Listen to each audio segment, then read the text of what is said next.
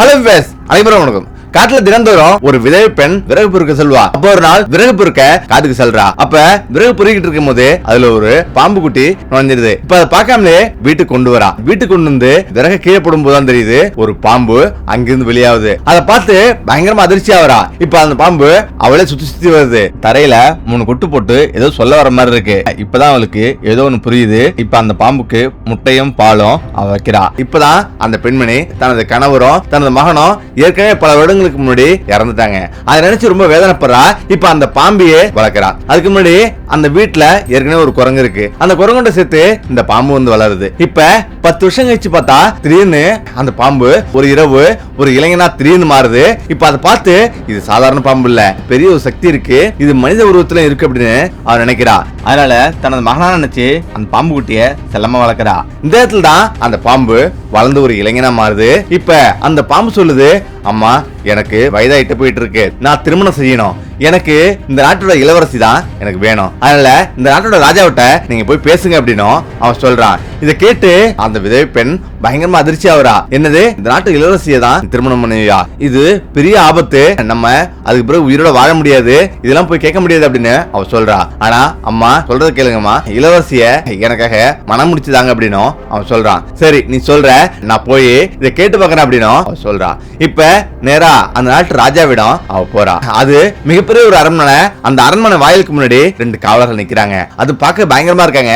யாருமா நீ அப்படின்னு கேக்குறாங்க. நான் உடனடியா ராஜாவை பார்க்கணும் அப்படின்னும் அவங்க சொல்றாங்க. ராஜாவோட உத்தரவு இல்லாம யாருமே ராஜாவை சந்திக்க முடியாது அப்படின்னும் அவங்க சொல்றாங்க. ரொம்ப அவசரமா இந்த செய்தியை ராஜாவோட சொல்லணும் அப்படின்னும் அவ சொல்றா. இதை கேட்டு வாயிற்காவலர்களும் உடனடியா ராஜாவுக்கு தகவல் சொல்றாங்க. ராஜாவும் உடனே அந்த பெண்மணியை அனுப்புங்க அப்படின்னு சொல்றாரு. இப்ப அந்த பெண்மணி ராஜாவை சந்திக்கிறா. இப்பதான் ராஜாவிடம், ராஜா எனக்கு ஒரு பாம்பு மகன் இருக்கான், என்னுடைய பாம்பு மகன் உனது மகளை தான் மணப்பன்னு சொல்றான், எனது பாம்பு மகனுக்கு உனது மகளை பெண்ணு கேட்க வந்திருக்கான் அப்படின்னும் அவங்க சொல்றாங்க. இதை கேட்டு ராஜா கோவப்படுறாரு. கோவப்பட்டு இந்த பெண்ணை அடிச்சு அரண்மனை விட்டு வெளியே தள்ளுங்க அப்படின்னும் அவர் சொல்றாரு. இப்ப அந்த பெண்ணை வாயில் காவலர்கள் அடிக்கிறாங்க.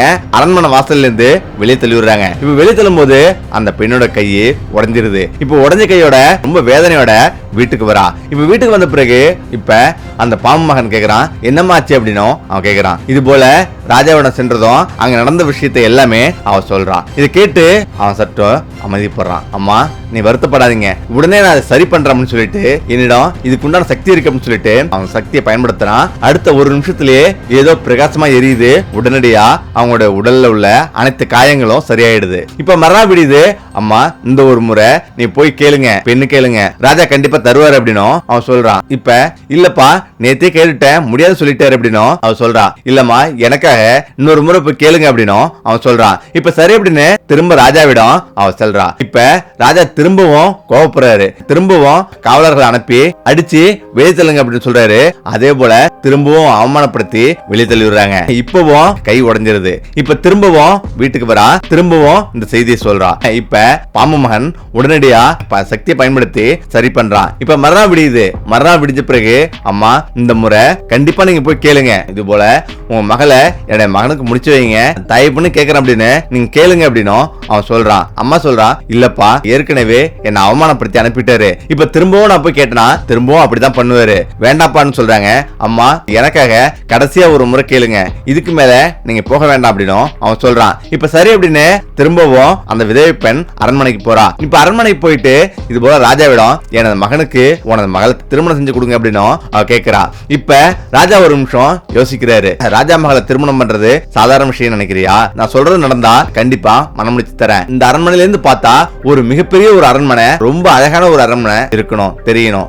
அதே போல 1000 யானைப்படையும் 4000 குதிரைப்படையும் எனக்கு வரவேற்பு தரணும் அப்படின்னு அவர் சொல்றாரு. இதை கேட்டு அவர் ரொம்ப வருத்தப்பட்டு வீட்டுக்கு போறா. இப்ப வீட்டுல போயிட்டு அவனோட மகனிடம் ராஜா மகளை மறக்க உலகத்திலேயே அழகான ஒரு அரண்மனையும் அதே போல 1000 யானைப்படைகளும் 4000 குதிரைப்படைகளும் அவரை வரவேற்கணும் அப்படின்னு சொல்றாரு அப்படின்னு அவர் சொல்றா. இப்ப இதை கேட்டு நீங்க எதுக்கு கவலைப்படாதீங்கம்மா, நீங்க போய் படுங்கம்மா அப்படின்னு சொல்லிட்டு அன்று இரவாவது. அந்த இரவு ஒரே இரவுல அவனுடைய சக்தியை முழுவதும் பயன்படுத்துறான். மிக பிரம்மாண்டமா ஒரு அழகான ஒரு அரண்மனை அங்க வந்து அமையுது. அதுவும் உலகத்திலேயே அதுதான் அழகான ஒரு அரண்மனை. அப்படி ஒரு அரண்மனையை யாரும் பார்த்திருக்க முடியாது. அதே போல 1000 யானைப்படைகளும் 4000 குதிரைப்படைகளும் அவரை வரவேற்கிறதுக்காக முன்னாடி நிக்குது. இப்ப காலையில எழுந்திருச்சு ராணி பாக்குறா, அதிர்ச்சி ஆவரா. இப்ப உடனடியா ராஜாவிடம் ஓடி இது போல இங்கிருந்து பார்த்தா ஒரு அழகான அரண்மனை தெரியுது, அதே போல ஏராளமான யானைப்படைகளும் குதிரைப்படைகளும் வரவேற்க நிக்குது அப்படின்னும் அவர் சொல்றா. இதை கேட்டு ராஜா ஒரு நிமிஷம் அதிர்ச்சி ஆகுறாரு. இது நடக்க வாய்ப்பே இல்ல, எப்படி ஒரே இரவுல வந்து நடக்க முடியும் அப்படின்னு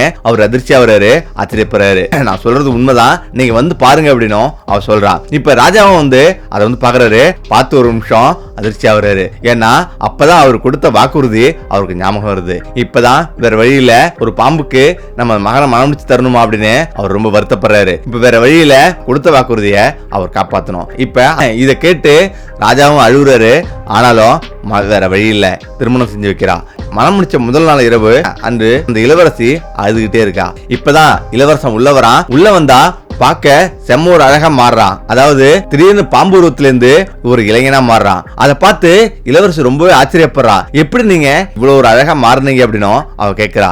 இப்பதான் அவர் சொல்றாரு, எனக்கு நான் ஒரு சாபத்தால இப்படி மாறினேன். நான் இரவானா இளைஞனா மாறுவேன், பகலானா பாம்பா இருப்பேன். நான் என்னுடைய ரகசியத்தை யாருமாவது சொன்னா நான் உடனடியா இந்த உலகத்திலிருந்து வேறொரு உலகத்துக்கு என்ன சிறைப்படுத்திடுவாங்க. அதுக்கு பிறகு என்னை யாருமே கண்டுபிடிக்க முடியாது. அதனால இந்த ரகசியத்தை யாருமே சொல்லக்கூடாது அப்படின்னும் அவன் சொல்றான். உன்னை நான் எப்படி அழைக்கிறது அப்படின்னும் அவன் சொல்றான். அப்பதான் அந்த பாம்பு கணவன் சொல்றான், என்னுடைய பேரு தேவ் அப்படின்னு சொல்றான். இப்ப சரி அப்படின்னு இளவரசி ரொம்ப சந்தோஷமா வரா. இந்த இடத்துல தான் ராஜா ரொம்ப வருத்தப்பட்டு அரண்மனையில உட்கார்ந்துருக்காரு. இப்பதான் தனது மகள் எப்படி இருக்கா அப்படின்னு தெரிஞ்சுக்கிறதுக்காக அவர் ஆசைப்படுறாரு. இப்ப உடனடியா ஒரு காவலரை கூப்பிட்டு தனது மகள் எப்படி இருக்கான்னு போய் பார்த்துவா அப்படின்னும் அவர் உத்தரவுறாரு. காவலரும் அங்கிருந்து அந்த பிரம்மாண்டமான அழகான அந்த அரண்மனையில சுவரேறி குதிச்சு அவருடைய மகள் எப்படி இருக்கா அப்படின்னு போய் பாக்குறான். அவர் ரொம்ப சந்தோஷமாவே இருக்கா. இப்ப ராஜாவிடம் வந்து உங்களுடைய மகள் ரொம்ப சந்தோஷமா இருக்கா அப்படின்னும் அவர் சொல்றாரு. இதை கேட்டு ராஜாவுக்கு ரொம்ப ஆச்சரியம். ஆனாலும் அவர் நம்பவே இல்லை. அவருடைய மனதுல ஒரு உறுத்தல் இருந்துட்டே இருக்கு. இந்த இடத்துல தான் ஒரு பெரிய ஒரு பணக்காரர், அந்த ஊர்லயே மிகப்பெரிய ஒரு பணக்கார வணிகர் ராஜாவிடம் வர்றாரு.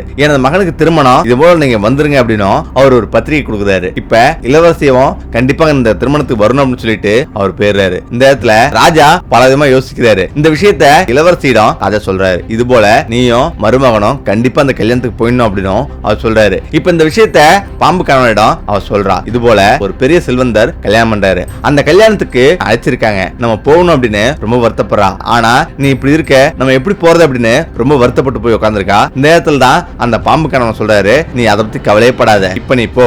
ஆனா இரவான பிறகு நான் ஒரு இளைஞனா மாறின பிறகு நான் அங்க வரேன் அப்படின்னும் அவர் சொல்றாரு. இப்ப சரி அப்படின்னு அவளும் அந்த திருமணத்துக்கு போறா. இரவான பிறகு இப்ப இந்த பாம்பு கணவன் திடீர்னு ஒரு அழகான ஒரு இளைஞனா மாறுறான். அதாவது அந்த மாதிரி ஒரு இளைஞன் உலகத்திலே வந்து பார்க்க முடியாது. அவ்வளவு ஒரு அழகா இருக்கான், அவ்வளவு ஒரு நேர்த்தியான ஒரு டிரெஸ்ஸும் போட்டிருக்கான். இப்ப நேரா அந்த திருமணத்துக்கு போறான். அந்த திருமணத்துல எல்லோருமே இவனை வியந்து பாக்குறாங்க. அங்க அந்த திருமணத்துக்கு ராணியும் வரா. ராணி இந்த இளைஞனை பார்த்து ரொம்ப ஆச்சரியப்படுறா. இப்பதான் இளவரசி அங்க உட்கார்ந்துருக்கான். இளவரசி அங்க வரது யாருன்னு கண்டுபிடிச்சிட்டா. தனது கணவன் தான் வராரு அப்படின்றது அவளுக்கு தெரிஞ்சிச்சு. இப்ப ரொம்ப சந்தோஷப்படுறா. இந்த இடத்துல எல்லோருமே வியந்து அவனை பார்க்கும்போது இப்ப நேரா ராணி ஓடி வந்து இளவரசியிடம், இந்த கல்யாணத்துக்கு ஒரு அழகான ஒரு இளைஞன் வந்திருக்கான், நீ பாத்திருக்கிய அப்படின்னு அவ கேட்கிறா. அவனுடைய பெருமையை மேலும் மேலும் சொல்லிக்கிட்டே இருக்காங்க ராணி. இதை கேட்க இளவரசிக்கு கோபம் வருது.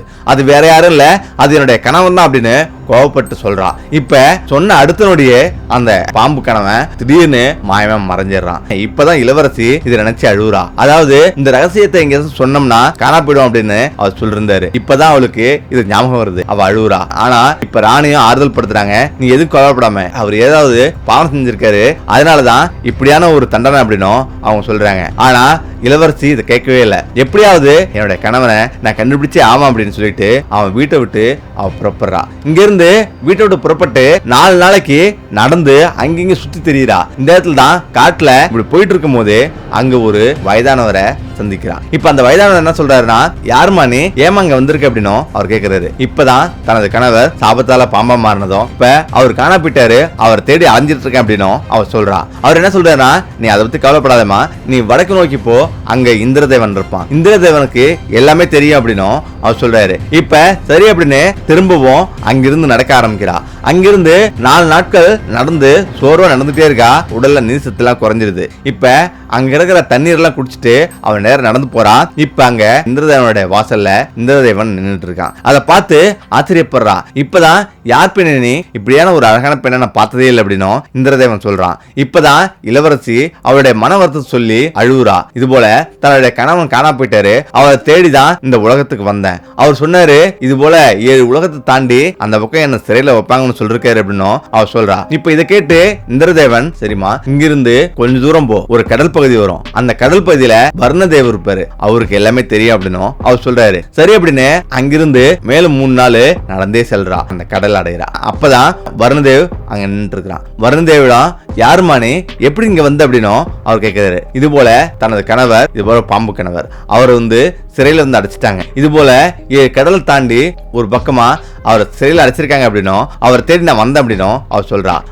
உன்னுடைய கணவர் இருக்கிறது எனக்கு தெரியுமா அப்படின்னு அவர் சொல்றாரு. இந்த கடலோட மறுகரையில ஒரு பெரிய ஒரு உலகமே இருக்கு. அந்த உலகத்துல ஒரு பெரிய ஒரு காடு இருக்கு. அந்த காட்டை ஒரு பெரிய சூனியக்காரி பாதுகாத்துட்டு வரா. அந்த சூனியக்காரியிடம் தான் உன்னுடைய கணவர் சிறை வைக்கப்பட்டிருக்காரு அப்படின்னும் அவர் சொல்றாரு. இதை கேட்டு நான் இங்கிருந்து எப்படி செல்லும் அப்படின்னு ரொம்ப வருத்தப்படுறா. நீ கொலைப்படாதமா, நான் ஒரு கடல் மீனா மாறுறேன் அப்படின்னு சொல்லிட்டு அவர் ஒரு தங்க கடல் மீனா மாறுறாரு. திடீர்னு மாறி அவர் கடல்ல இளவரசிய அந்த கரைக்கு அழைச்சிட்டு போறாரு. இப்ப அந்த கடல் மறுகரைக்கு கொண்டு விடுறான் வர்ணதேவ். இப்ப அங்க பாக்குறா ரொம்ப அழகான காடு. அங்க ஏகப்பட்ட மான்கள் வாத்துகள்லாம் அழகழகா ஓடிட்டு இருக்கு. இப்ப அதை பார்த்துட்டு தனது கணவர் எங்க இருப்பா அப்படின்னு அவ தேடி அலைஞ்சிட்டு இருக்கா. இந்த இடத்துல தான் அங்க அந்த சூனியக்கார பெண் திடீர்னு இந்த பெண் பாக்குறா. ஏய் பெண்ணே, இங்க எப்படி நீ வந்த அப்படின்னு அவ கேக்குறா. இது போல நான் வழி தவறி வந்துட்டேன் அப்படின்னும் அவ சொல்றா.